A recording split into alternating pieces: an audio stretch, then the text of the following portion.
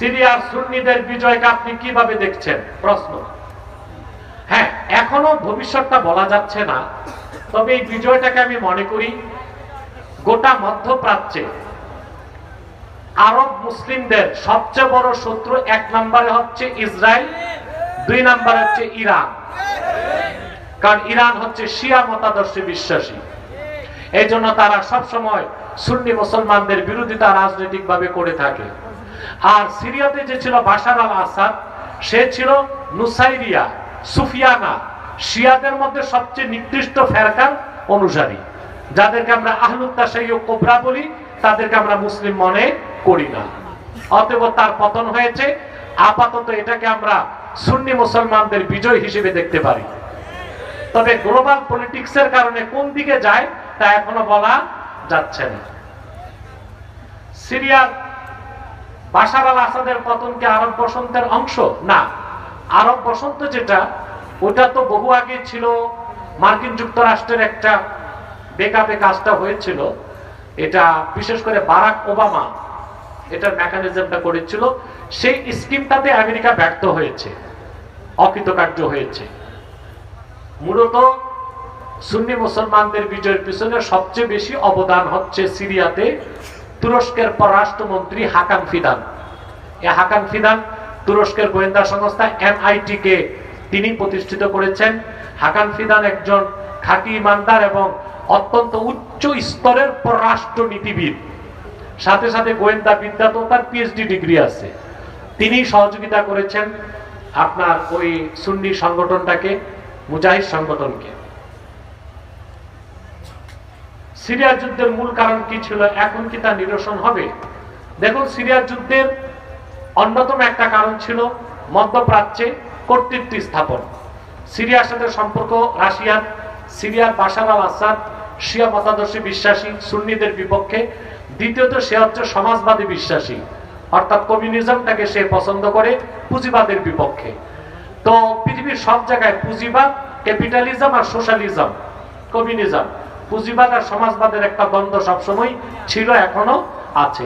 সেটা একটা কারণ। ইসরায়েল কেন সিরিয়ায় হামলা করছে? আরে ইসরায়েল নিজের জান বাঁচানোর জন্য করতেছে। ও ভয় পাচ্ছে কখন আবার সিরিয়ার মুজাহিদরা বাইতুল মুকাদ্দাসের দিকে মার্চ শুরু করে। এই জন্য আগ থেকে অতিরিক্ত ভয় পেয়ে বিভিন্ন সামরিক স্থাপনায় সে হামলা করছে। তবে আমার মনে হয় এই হামলার খেসারত তাকে কঠিনভাবে দিতে হবে ইনশাআল্লাহ। HTS কি আমেরিকান ও ইসরায়েল সমর্থিত? কারণ তারা আল কায়েদা, তুর্ক অন্যান্য সংগঠনগুলোর সাথে তাদের সম্পৃক্ততার গুঞ্জনকে অস্বীকৃতি জানিয়েছে। HTS হায়া তাহরির আশ-শাম, এটার যে নেতা, তিনি আগে খতিব বাগদাদি যে ছিল, আবু বকর খতিব আল বাগদাদি, সে IS এর যে প্রতিষ্ঠাতা। তারা মূলত সবাই আল কায়েদার সাথেই ছিল, পরবর্তীতে বিভিন্ন কারণে বের হয়ে গেছে। IS যেটা, এটাকে আমি সন্ত্রাসী মনে করি, এটার কোনো জিহাদি আদর্শ নাই। তবে HTS এরা মুজাহিদ এবং এরা জিহাদের আদর্শকে গ্রহণ করেছে।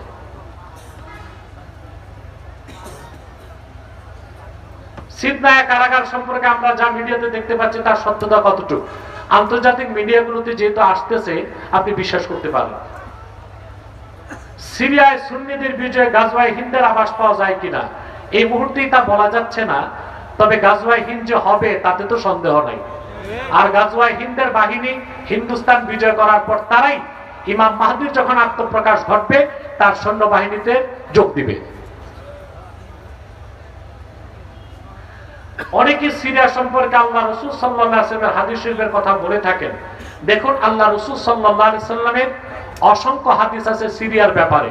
এখন কোন হাদিসের ব্যাপারে আপনি জানতে চেয়েছেন, এটা তো উল্লেখ করতে হবে। সিরিয়ার বিজয় কি ইমাম মাহদির আগমনকে ইঙ্গিত করে? হতে পারে। মসজিদে নামাজের জামাত শেষের দিকে মসজিদে নামাজের জামাতের শেষের দিকে প্রস্রাবের ব্যাগ বেশি, তখন জামাত ধরবো না প্রস্রাব করব। প্রস্রাবের ব্যাগ নিয়ে নামাজ পড়া মাকরু। আর আপনি মাকরু অবস্থায় নামাজ পড়লে নামাজ আদায় হলেও সওয়াব পাবেন না। অথবা আপনি পেশাব করে, ইস্তেঞ্জা করে, পবিত্র হয়ে তারপর নামাজ শুরু করবেন, যদি জামাত ছুটে যায় তবুও। হয়ে গেছে না? আর তো কোনো প্রশ্ন নেই।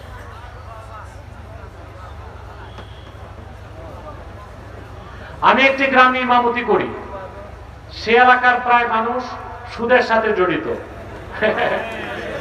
এই অবস্থায় প্রায় ঘরে যাবার পরে এখন আমার করণীয় কি?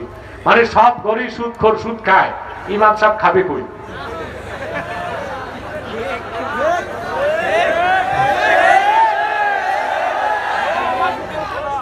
দেখুন, সুদখোর নিঃসন্দেহে কবিরা গুনাহগার। তবে সুদখোর যদি আপনাকে কামাইটা সুদের হয় আর যা খাওয়াবে ওটা যদি কুত্তার গোশত না হয়, মানে জিনিসগুলো হালাল হয়, কামাইটা সুদ, কামাইটা কি সুদের টাকায়, তাইলে আপনি ইমাম হিসেবে ওই বাসায় খেতে পারবেন ফাতোয়া, আর তাকওয়া হচ্ছে খেতে পারবেন না। এখন আপনি যদি দেখেন ইমামতি টিকে না, সব সুদখোর, তখন আপনি ফাতোয়ায় চলতে পারবেন। আর যদি আল্লাহ সুযোগ দেন তে চাকরি বাদ দিয়ে তাকওয়া গ্রহণ করবেন। মৃত গরু বা ছাগল বা হাঁস বা মুরগি খাওয়া না জায়েজ, তাহলে মৃত মাছ খাওয়া কেন জায়েজ? এর দলিল কি? হ্যাঁ আছে, দলিল আছে। আরে মিয়া দলিল আছে। তোমরা কি গরু বা মুরগি, ছাগল বা হাঁস মাইরা শুটকি বানায় খাও? আর মাছ? হিসাবটাই তো ভিন্ন, হিসাবটাই। আর সবচেয়ে বড় কথা, শরীয়তের কোন বিধানে যদি, কেন, কি, এগুলো তালাশ করা যাবে না। হাদিস শরীফ আছে, হাদিস শরীফে আছে যে মৃত মাছ খাওয়া যাবে, এই জন্য খাওয়া যাবে। কিন্তু যুক্তি খুঁজতে গেলে যুক্তি হচ্ছে গরু মরে গেলে কিংবা বকরি মরে গেলে কিংবা মুরগি মরে গেলে ওইটারে কি শুটকি বানায় খান? কথা বলে না। আর মাছ, ওটা তো মাইরেই শুটকি বানান, জেতা তো শুটকি বানান না, আর শুটকিটা মজা করে খান। চিটাঙ্গের মানুষের কাছে তো শুটকি অমৃত, আপনারা যেমন বল মাছ ছাড়া মেহমান খাওয়ান না, ওনারা মেহমান শুটকি ছাড়া মেহমানদারি করে না। অতএব মাছের হিসাবটাই ভিন্ন। ইসকন বলতেছি শিরক কত প্রকার, কি কি ভুলবশত বা অজান্তিকে কুফর বা শিরক করলে তাওবার মাধ্যমে কি তা ক্ষমা পাবে? শিরক ৮ প্রকার, আর প্রধানত ২ প্রকার। একটা শিরকে আকবর আর একটা শিরকে আসগর, একটা শিরকে জলি আর একটা শিরকে খাফি। আর প্রত্যেকটা শিরকি কুফর, কিন্তু প্রত্যেকটা কুফর শিরিক না। বুঝতে পারছেন? ইন্না বাইনাল কুফরি ওয়াশ শিরকে ওয়াজহাল উমুমি ওয়াল খুসুস। শিরিক আর কুফরের মধ্যে আম ও খাসের সম্পর্ক। প্রত্যেকটা শিরকি কাজই কুফর, কিন্তু প্রত্যেকটা কুফর শিরক না। এজন্য প্রত্যেক মুশরিকই কাফের, কিন্তু প্রত্যেক কাফের মুশরিক নাও হতে পারে। তো ইন্না আকবাহাল কুফরে আশ-শিরকু, আর সবচেয়ে নিকৃষ্ট কুফর হচ্ছে শিরক। এখন কোন ব্যক্তি শিরক করুক, কুফর করুক, সে যদি তওবা করে ঈমান আনে, আল্লাহ তারে maaf করে দিবেন। দলিল এই কোরআন। আল্লাহ বলেছেন ওয়াল্লাযীনা লা ইয়াদউনা মা'আল্লাহি ইলাহান আখারা ওয়া লা ইয়াকতুলুনা আন-নাফসাল্লাতী হারামাল্লাহু ইল্লা বিল হাক্কি ওয়া লা ইয়াজনুন। যারা আল্লাহর সাথে অন্য কাউকে ইলাহ হিসেবে ডাকবে না, বুঝতে পারছেন? তারপরে ওই আপনার অন্যায়ভাবে কাউকে কতল করবে না, জেনা করবে না, আল্লাহ তাদের মাফ করবেন, এটা আল্লাহ বলেছেন।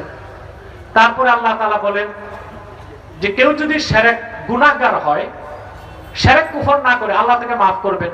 আর কেউ যদি শিরক কুফরও করে, তারপর যদি তওবা করে, আল্লাহ তাকেও maaf করবেন। ইল্লা মান তাবা ওয়া আমানা ওয়া আমিলা আমালান সালিহান ফাউলাইকা ইউবাদদিলুল্লাহু সাইয়্যাতিহিম হাসানাত।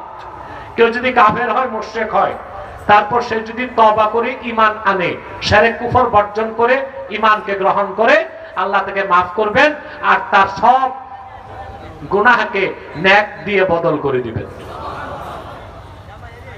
আমার লিখিত কিতাব দুইটা আছে স্টেজে। নির্বাচিত তাফসীর প্রথম খণ্ড আছে, এখানে সূরা ফাতিহার তাফসীর। নির্বাচিত তাফসীর দ্বিতীয় খণ্ড, সূরা ইনশিরাহ এবং সূরা ইখলাসের তাফসীর, এই দুইটা কিতাব স্টেজ থেকে নিয়ে যাবেন।